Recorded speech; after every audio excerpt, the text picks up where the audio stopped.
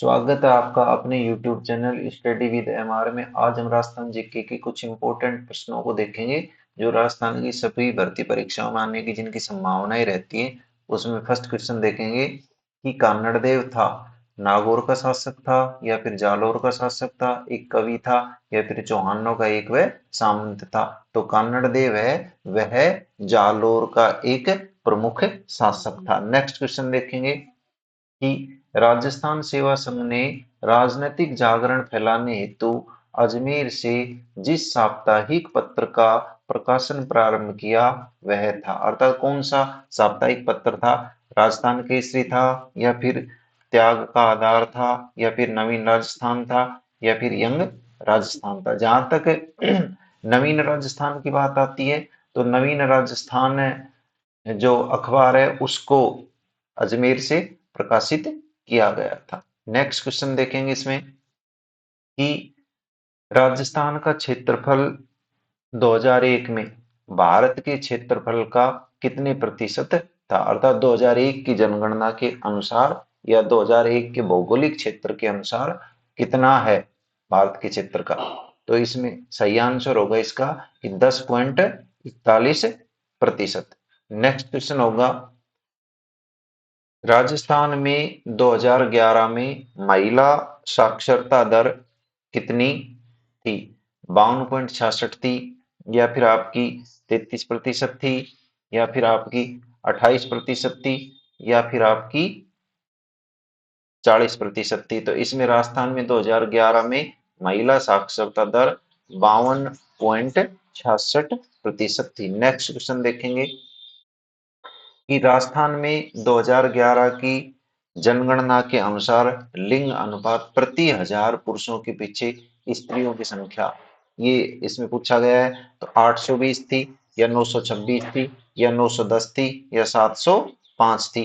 तो सर्वाधिक लिंगानुपात की जहां तक बात आती है, सर्वाधिक लिंगानुपात राजस्थान के किन किन जिलों में था, तो उसमें हम ये देखेंगे कि सर्वाधिक जो लिंगानुपात था वह एक तो था डूंगरपुर का, डूंगरपुर में 994। उसके बाद आता है कि राजसमंद, और राजसमंद का जो लिंगानुपात था वह था आपका 990। उसके बाद आता है कि पाली का लिंगानुपात, कि पाली का लिंगानुपात है, पाली का लिंगानुपात है 987। इस तरीके से ये जो सर्वाधिक लिंगानुपात वाले जिले थे वो ये तीन थे। उसके बाद ये आता है कि न्यूनतम लिंगानुपात है, तो न्यूनतम लिंगानुपात की है ये एक है जिसे धौलपुर है, धौलपुर का लिंगानुपात है ये 846 है। उसके बाद आता है कि आपका जैसलमेर का लिंगानुपात है, जैसलमेर का लिंगानुपात कितना है? जैसलमेर का लिंगानुपात है 852 है। और उसके बाद आता है करौली का लिंगानुपात आता है कि करौली का लिंगानुपात कितना है? तो करौली का लिंगानुपात है 886।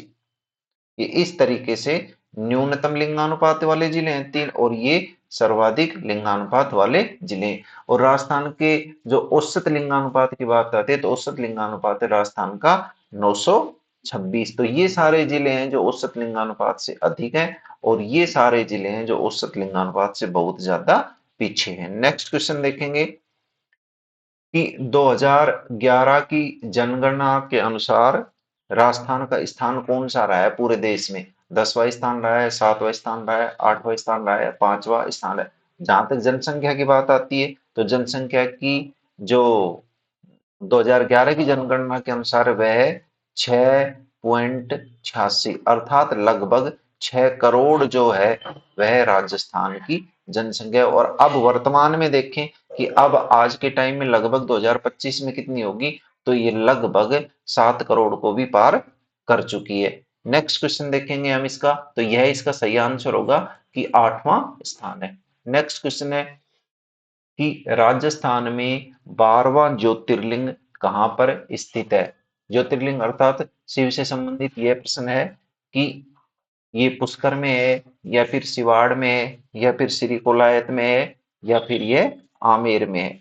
यह भगवान जो शिव है उनका अंतिम ज्योतिर्लिंग माना जाता है और यह है यह सिवाड़ में है। और सिवाड़ कहाँ है? सिवाड़ है आपका सवाई माधोपुर में। सवाई माधोपुर में है ये सिवाड़ जगह। और इस मंदिर परिसर में ही एक पर्वत भी है और प्राचीन एक प्राचीन सरोवर भी यहाँ पर बना हुआ है। नेक्स्ट क्वेश्चन देखेंगे कि बिजोलिया आंदोलन 1913 का नेतृत्व किसने किया था? अब जहां तक बिजोलिया आंदोलन की बात आती है कि बिजोलिया जो स्थान है वह कहां पर है? तो बिजोलिया जो स्थान है वह आपका है भीलवाड़ा जिले में। ठीक है। यहाँ पर यहाँ जो जो किसान थे वो किस जाति के थे? तो बिजोलिया के जो किसान थे वो धाकड़ जाति के थे। ये भी प्रश्न कई बार पूछ लिया जाता है कि बिजोलिया में किस जाति के किसानों के द्वारा ये आंदोलन किया गया था? तो वह धाकड़ जाति के व्यक्तियों के द्वारा या किसानों के द्वारा किया गया था। यह आंदोलन चला कब से कब तक था? तो ये आंदोलन 3 चरणों में चला था। फर्स्ट चरण, सेकंड चरण और थर्ड चरण। फर्स्ट चरण चला था 1897 से और 1915 तक चला था फर्स्ट चरण तो। और सेकंड चरण की जब बात आती है, सेकंड चरण कब तक चला था? तो यह 1916 से और 1923 तक चला था। और जहां तक थर्ड चरण की बात आती है तो यह 1923 से और 1941 तक चला। इस तरीके से यह राजस्थान का प्रथम संगठित और अहिंसक किसान आंदोलन था जो इतने लंबे समय तक चला। लगभग यह 44 वर्षों तक यह किसान आंदोलन चला था। और यह भी इसमें पूछ लिया जाता है कि जब ये बिजारिया किसान आंदोलन चल रहा था या प्रारंभ हुआ था तो इसमें वहां के जो बिजोलिया के जो जागीरदार कौन थे? तो वहां पर आएगा राव कृष्ण सिंह। राव कृष्ण है वह वहां के जागीरदार थे। और उसके बाद ये आता है कि इसके जो बिजोलिया किसान आंदोलन किसके नेतृत्व कब कब किस किसने किया? तो ये इसमें पहले आएगा विजय सिंह पथिक। विजय सिंह पथिक आएगा। उसके बाद आएगा आपका साधु सीताराम दास। साधु सीताराम दास। और एक लास्ट में आता है कि माणिक्यलाल वर्मा ने भी कुछ समय तक इनका नेतृत्व किया था।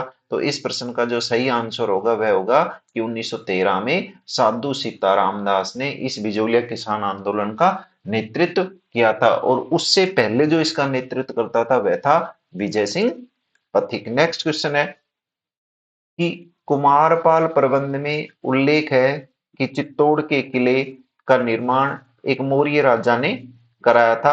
उस राजा का नाम क्या था? चित्रांग था या फिर चित्रांगद था या फिर चित्रगुप्त था या फिर दशरथ था? देखिए जो ये चित्तौड़ का किला है यह लगभग 7वीं 8वीं शताब्दी के करीब यह निर्मित हुआ है। और यहाँ पर उस समय मौर्य वंश का शासन था। मौर्य वंश का शासन था। और पहले जब इस किले का निर्माण करवाया गया तब इस किले का नाम था चित्रकूट। चित्रकूट इस किले का नाम था। और इसका जो निर्माण करवाया था वह करवाया था चित्रांगद मौर्य ने, जो मौर्य शासक था। नेक्स्ट क्वेश्चन है कि कुंभा के विषय में निम्न में से कौन सा कथन असत्य है? वह संगीत प्रेमी था।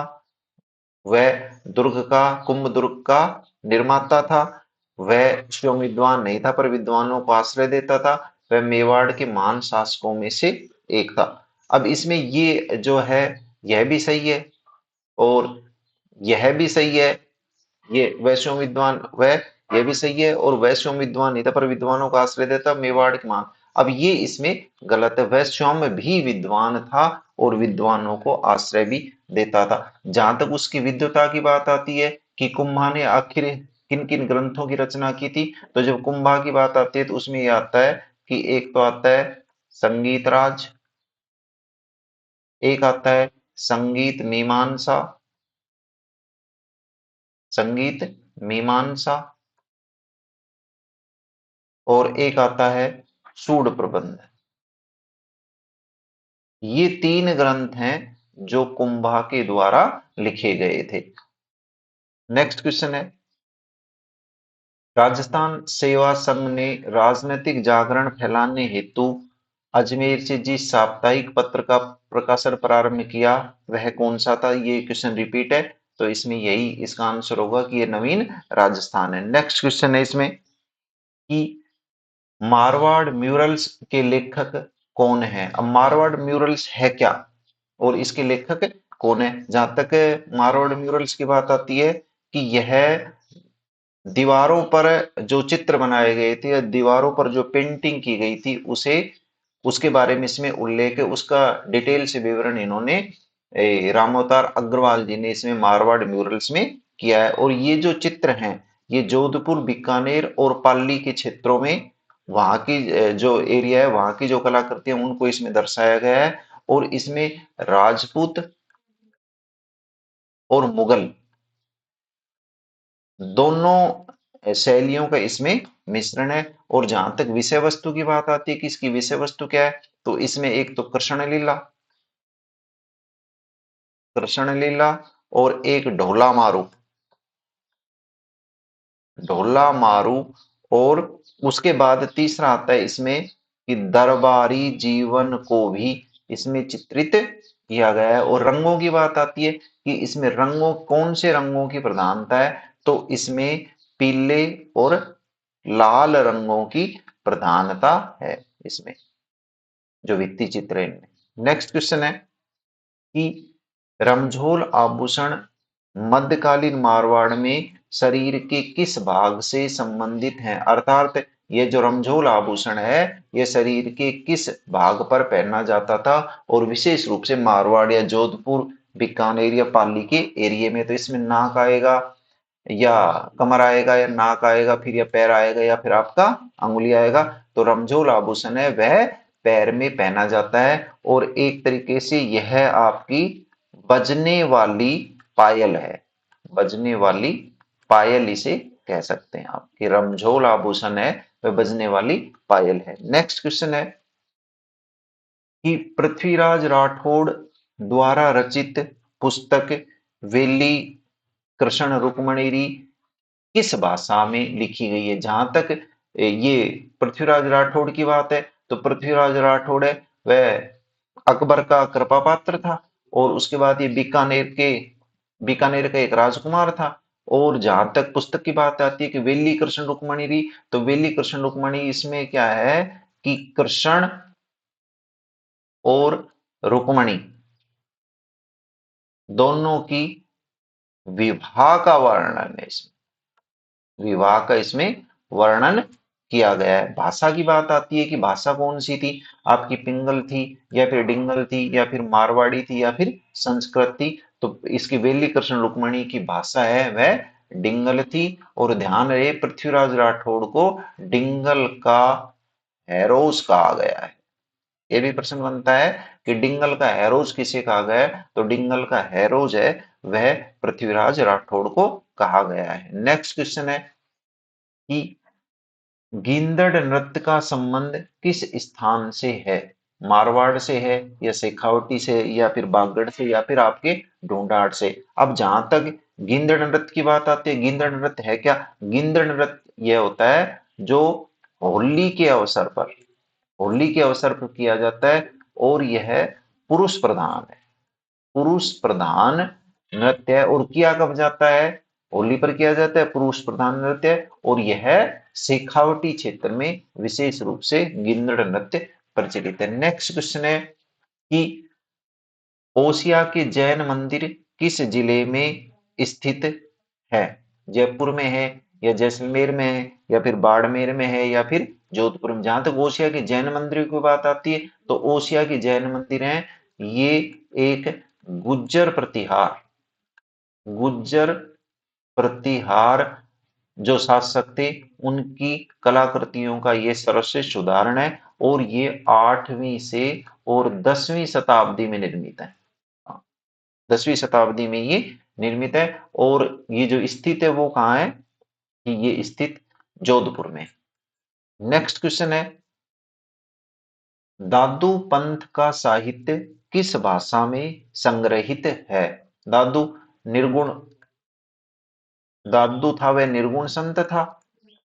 और जहां तक इसके साहित्य की बात आती है कि वह इसका साहित्य, तो दादू है जो जयपुर के आसपास एरिया में रहता था और वहीं की जो प्रचलित भाषा थी उस प्रचलित भाषा का ही इसने प्रयोग किया था। जहां तक दादू के टाइम की बात आती है तो यह 1544 से और लगभग 1603 तक इसका समय रहा है। और भाषा की बात आती है तो इसकी भाषा थी सधुक्कड़ी भाषा का प्रयोग इसने किया था। लेकिन यहाँ जो बात आती है, यहाँ जो ऑप्शन है ही नहीं कि मारवाड़ी है या फिर बागड़ी है या फिर मेवाती या फिर ढूंढाड़ी है, तो सही आंसर होगा इसका दादू पंथ में ढूंढाड़ी भाषा का प्रयोग किया गया। और जहां तक इसके दादू पंथ के संग्रह की बात है या दादू दयाल की बात है तो उसका एक था हरडे वाणी।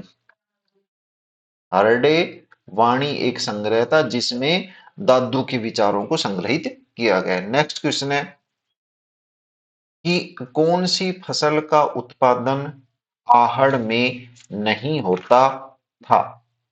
अब जहां तक आहड़ की बात आती है कि आहड़ प्राचीन सभ्यता थी और इसे यह है का यह उदयपुर जिले में है। यह उदयपुर जिले में है और इसका जो प्राचीन नाम था एक तो था आघाटपुर, दूसरा था इसका तांबावती नगरी और एक था इसका धूलकोट। ये इसके प्राचीन नाम थे आहड़ के और प्राचीन सभ्यता थी। जहां तक इसके समय की बात आती है, कौन सी सभ्यता थी ये? ताम्रयुगीन सभ्यता थी और ये आयड़ नदी के तट पर विकसित हुई। आयड़ नदी के तट पर यह विकसित हुई है। और यहाँ पर फसलों की जहां तक बात आती है कि यहाँ पर गेहूं नहीं पाया गया है या फिर बाजरा या फिर चावल या फिर जो, तो सही आंसर होगा इसके यहाँ पर चावल नहीं पाया गया है। नेक्स्ट क्वेश्चन है कि गुर्जर प्रतिहारों की राजधानी कौन सी थी। जहां तक गुर्जर प्रतिहारों की बात आती है कि गुर्जर प्रतिहार राजस्थान में कहां पर थे, कहां पर इन्होंने अपना साम्राज्य स्थापित किया था, तो ये 8वीं से और 10वीं शताब्दी के मध्य इन्होंने अपना यहाँ पर राज्य विकसित किया था। और यह स्थान था, ये था भीनमाल। अर्थात उस समय जो जालोर है इसे, जालोर का जो ये भीनमाल एरिया है इसे पीलो मोलो कहा गया था। अब गुर्जर प्रतिहारों की ये जो राजधानी थी भीनमाल, इसको विकसित किसने किया था? अर्थात भीनमाल को अपनी प्रारंभिक राजधानी बनाने वाला कौन सा गुर्जर प्रतिहार शासक था? तो उसमें आएगा कि यह आएगा नागभट्ट प्रथम। नागभट्ट प्रथम ने इसको अपनी राजधानी बनाया था। नेक्स्ट क्वेश्चन है केंद्रीय शुष्क बागवानी संस्थान कहां पर स्थित है? जोधपुर में है, बीकानेर में है, बाड़मेर में है या फिर गंगानगर। अब केंद्रीय बाग शुष्क बागवानी संस्थान का कार्य क्या है? विशेष रूप से यह अनार और खजूर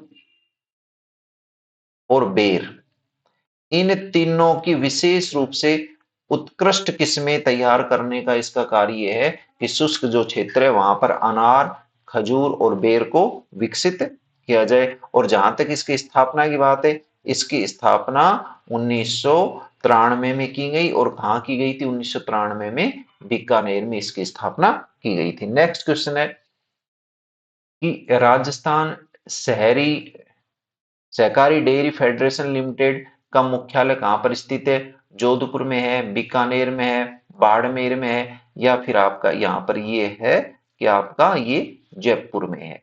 तो राजस्थान सहकारी डेयरी फेडरेशन जो है इसका मुख्यालय जयपुर में है। और जहां तक इसकी स्थापना की बात है कि इसकी स्थापना कब की गई थी, तो इसकी स्थापना की गई थी 1977 में। और इसका मेन उद्देश्य क्या है? इसका है दूध उत्पादन, दूध का उत्पादन और दूसरा है इसका विपणन। ये दो इसके कार्य मुख्य रूप से। नेक्स्ट क्वेश्चन है इसका कि मत्स्य संघ का राजस्थान में विलय कब हुआ था? जहां तक मत्स्य संघ की बात है कि मत्स्य संघ के राजस्थान के एकीकरण कितने चरणों में हुआ? राजस्थान के एकीकरण 7 चरणों में हुआ। और जब 7 चरणों की बात आती है तो उसमें जो फर्स्ट चरण है वही मत्स्य संघ है। मत्स्य संघ है।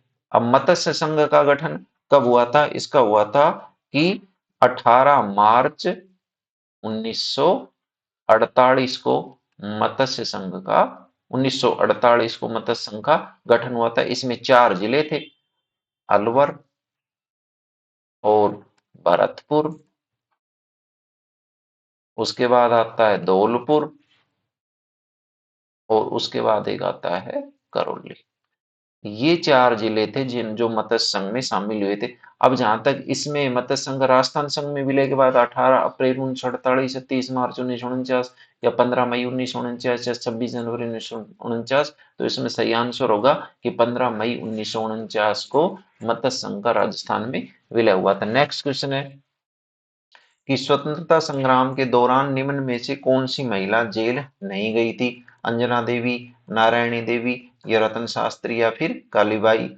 तो कालीबाई जो थी वह स्वतंत्रता संग्राम के दौरान जेल नहीं गई थी। नेक्स्ट क्वेश्चन है कि किस लोक देवता की पत्नी उनकी मृत्यु के बाद शहीद हो गई थी? इसमें मल्लीनाथ है या फिर हरभुजी है या तेजाजी है या फिर देवजी है। ध्यान रहे इसमें जो तेजाजी है, तेजाजी ने लाछा गुजरी जो थी उसकी गायों की रक्षा के लिए अपने प्राणों की बाजी लगा दी थी और सर्प दंश